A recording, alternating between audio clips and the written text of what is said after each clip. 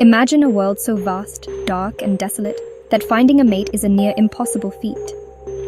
In the deep, mysterious depths of the ocean, some creatures have adapted in ways that sound like science fiction. One of the most fascinating and bizarre examples of this is the anglerfish, a species with an extraordinary and almost alien-like mating process. Anglerfish mating and fusion. In some species of deep-sea anglerfish, the mating process is extraordinary and quite unique in the animal kingdom. Here's how it works. Tiny male, large female. The female anglerfish is significantly larger than the male. The males are tiny in comparison and have a sole purpose to find a mate. Once the male anglerfish finds a female, he bites into her skin, and over time, the two fish literally fuse together.